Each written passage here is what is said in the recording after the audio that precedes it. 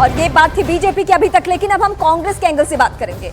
लोकसभा चुनाव के लिए कांग्रेस ने चौथी लिस्ट जारी कर दी है, जिसमें 11 राज्य और 2 केंद्र शासित प्रदेश के 40 सीटों पर उम्मीदवारों के नाम तय हो चुके हैं। अब तक कांग्रेस पार्टी 183 सीटों पर उम्मीदवार घोषित कर चुकी है। मध्य प्रदेश में दिग्विजय सिंह को राजगढ़ से टिकट दिया गया है, जबकि वाराणसी से पीएम मोदी के खिलाफ अजय राय को उतारा गया है। ये बड़ी बात है। इस वक्त हम आपको चौथी लिस्ट को लेकर बता रहे हैं। 46 उम्मीदवारों के नाम तय किए जा चुके हैं। कांग्रेस ने उम्मीदवारों की चौथी लिस्ट जारी की है और अब तक 183 प्रत्याशियों के नामों का ऐलान हो चुका है, और जिसमें महत्वपूर्ण है मध्य प्रदेश के कई चेहरे। लेकिन इस बीच वाराणसी से अजय राय को फिर से मौका दिया गया है। ये मध्य प्रदेश की लिस्ट भी हम साथ साथ दिखा रहे हैं। कांग्रेस पार्टी ने जो मंथन किया है उसका क्या असर हुआ है, वो लिस्ट के जरिए आप देख सकते हैं। मध्य प्रदेश की राजगढ़ सीट से दिग्विजय सिंह प्रत्याशी हैं। यूपी की वाराणसी सीट से अजय राय को टिकट दिया गया है। ये बड़े नाम हैं और मैं सीधे अपने सहयोगी मनोज शर्मा का रुख करूंगी। भोपाल से इस वक्त मेरे साथ जुड़ रहे हैं। मनोज, कांग्रेस पार्टी के लिए बीते चुनाव से लेकर अभी तक जो मध्य प्रदेश की राहें हैं वो भी आसान नहीं है। 2 फाड़ में मध्य प्रदेश की राजनीति हो जाती है। कमलनाथ और ज्योतिरादित्य सिंधिया ने पाला बदल लिया। अब जो बची हुई चीजें हैं कांग्रेस पार्टी के पास, क्या वो संभाल के रख पाएगी अपने 2 दिग्गजों के जरिए, कमलनाथ और दिग्विजय के जरिए? ये बिल्कुल जो आपने कहा ना कि आसान राह नहीं, हाँ। सही कहा जाए तो कांग्रेस के लिए तो बहुत कठिन है जो ये डगर पनघट की, मतलब लोकसभा के चुनाव की जो डगर है ये बहुत कठिन है, क्योंकि 29 में से 28 सीटें तो वैसे ही अभी बीजेपी के पास हैं और इकलौती छिंदवाड़ा सीट जीतने का भी दावा बीजेपी कर रही है। अब की बार अगर वो दिल्ली में नारा दे रहे हैं कि 400 पार, तो मध्य प्रदेश में अब की बार पूरी 29 सीटों की बात बीजेपी कर रही है। लेकिन कांग्रेस के लिए अब आप सामने देखिए कि कांग्रेस का जो नज़ारा है वो ये है कि अभी भी कांग्रेस से 2 बड़ी अहम सीटें हैं, क्योंकि जब आप अपने किसी दुश्मन से लड़ते हैं, किसी को चुनौती देते हैं, तो सबसे पहले उसके जो हाई प्रोफाइल सीट है उसमें अपना उम्मीदवार सामने खड़ा करते हैं और चुनौती देते हैं। तो आप देखिए मध्य प्रदेश में शिवराज सिंह चौहान विदिशा से बीजेपी के लिए है, तो अभी तक विदिशा से कांग्रेस का कोई कैंडिडेट नहीं। ज्योतिरादित्य सिंधिया अगर गुना से हैं तो अभी तक कांग्रेस तय नहीं कर पाई कि कौन गुना से सिंधिया के सामने लड़ेगा। मगर अब दिग्विजय सिंह को राजगढ़ से उतारा है। 2 बार दिग्विजय सिंह राजगढ़ से चुनाव जीत चुके हैं और जाहिर तौर पर दिग्विजय सिंह को राजगढ़ से उतारकर पार्टी ने कोशिश की है कि वो राजगढ़ सीट को जीते।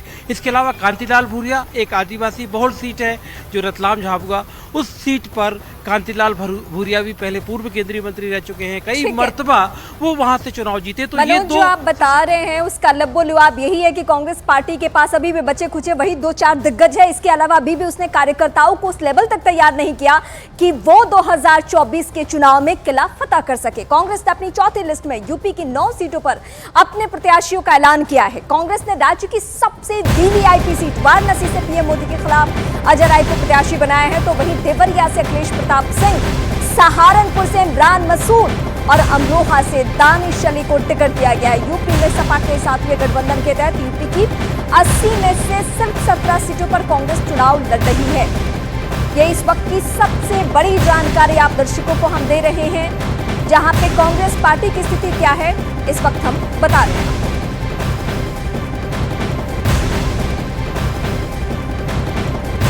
यूपी में कांग्रेस का समाजवादी पार्टी के साथ गठबंधन है। इस गठबंधन में कांग्रेस को 17 सीट मिली है, जिसमें 9 सीटों पर कांग्रेस ने प्रत्याशियों का नाम का ऐलान कर दिया है। कांग्रेस ने यूपी के वाराणसी से अभी क्या किया है, अजय राय को मौका दिया है। सहारनपुर से इमरान मसूद को उम्मीदवार बनाया गया है। वहीं अमरोहा से दानिश अली, बाराबंकी से तनुज पुनिया को टिकट मिला है। कांग्रेस ने झांसी से प्रदीप जैन, कानपुर से आलोक मिश्रा पर दांव खेला है। वहीं देवरिया से अखिलेश प्रताप सिंह, फतेहपुर सीकरी से रामनाथ सिकरवार और बांसगांव से सदल प्रसाद को मौका दिया गया है। वो चेहरे जो कि यूपी में कांग्रेस पार्टी के उम्मीदवार हैं, उनके चेहरे हम दिखा रहे हैं आपको। कांग्रेस अब तक प्रत्याशियों की 4 लिस्ट जारी कर चुकी है, जिसमें उसने अब तक 183 सीटों पर उम्मीदवारों का ऐलान कर दिया है। जिसमें उसने सबसे पहली लिस्ट में कांग्रेस ने एक केंद्र शासित राज्य समेत 9 राज्यों के 39 प्रत्याशियों का ऐलान किया। दूसरी लिस्ट में कांग्रेस ने 6 राज्यों की 43 सीटों पर उम्मीदवारों के नामों का ऐलान किया है। तीसरे लिस्ट में कांग्रेस ने केंद्र शासित राज्य समेत 8 राज्यों के 56 प्रत्याशियों के नामों का ऐलान किया है। वहीं कल जारी चौथी लिस्ट में कांग्रेस ने 2 केंद्र शासित राज्यों समेत 13 राज्यों के 45 उम्मीदवारों के नामों की घोषणा कर दी है।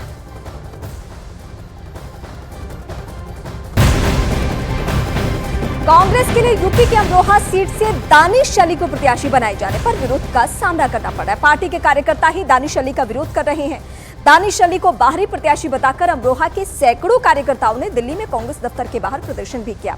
दानिश अली कुछ दिन पहले ही कांग्रेस में शामिल हुए थे और जिसके बाद पार्टी ने उन्हें अमरोहा से सचिन चौधरी की जगह प्रत्याशी बना दिया। और इस बात को लेकर नाराजगी कितनी ज्यादा है, ये दिल्ली की हम तस्वीरें आपको दिखा रहे हैं। कांग्रेस दफ्तर के बाहर कार्यकर्ताओं का हुजूम इस लिहाज से पहुंचा कि आपने बाहरी को टिकट क्यों दिया, स्थानीय किसी चेहरे को टिकट क्यों नहीं दिया गया, और इसी बात की नाराजगी भी है। सचिन चौधरी की जगह प्रत्याशी बना दिया गया।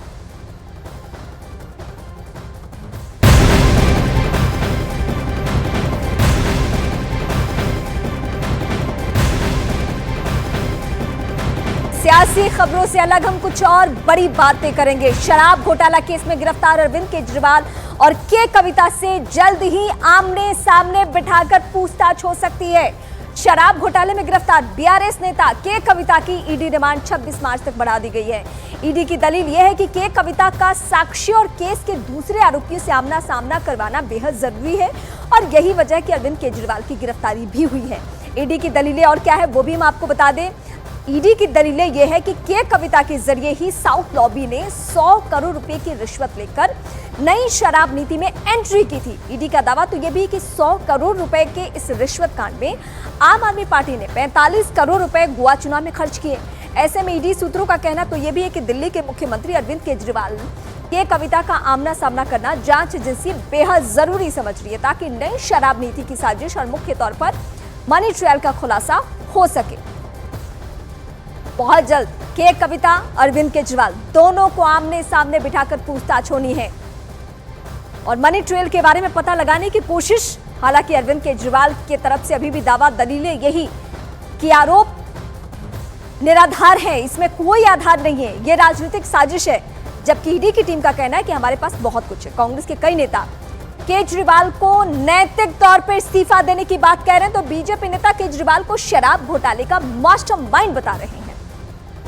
मेरा ये है कि कानूनी रूप से तो शायद कोई चीज़ रोकती नहीं है, लेकिन अगर आप मेरा व्यक्तिगत सोचे तो मुझे ये लगता है कि क्योंकि सरकार चलाने में काफ़ी वक्त लगता है, काफ़ी मुश्किलें आती हैं, काफ़ी जद्दोजहद होती है, तो मेरा व्यक्तिगत ये होगा कि अगर वो किसी और को मनोनीत कर दे या पार्टी चुन ले तो शायद बेहतर रूप से अगले कुछ दिन सरकार चलेगी। लेकिन ये उनकी पार्टी है, उनके पार्टी का अपना निर्णय है। सामान्यतः हम लोग ये मानते हैं कि कौन किस पार्टी को अपने संसदीय दल का नेता बनाता है, कौन किसको मुख्यमंत्री बनाता है, ये हर पार्टी का अपना इंटरनल डिसीजन होता है। मैं ऐसा मानता हूं कि उनको इस वेदना में बोलने के लिए अगर कोई जिम्मेदार है तो अरविंद केजरीवाल स्वयं जिम्मेदार है। आज जिस तरह से वो बात कर रही थी तो मुझे लगता है बेहतर होता ये उस दिन प्रेस कॉन्फ्रेंस करते जिस दिन अरविंद केजरीवाल सरकारी सुविधाएं भी ले रहे थे, सरकारी कोठी भी ले रहे थे, सरकारी गाड़ी भी ले रहे थे, सरकारी सुरक्षा भी ले रहे थे, क्योंकि कसम तो अरविंद केजरीवाल ने खाई थी कि नहीं लूँगा। ये प्रेस कॉन्फ्रेंस उस दिन भी हो सकती थी जिस दिन उस आलीशान बंगले में गृह प्रवेश हो रहा था।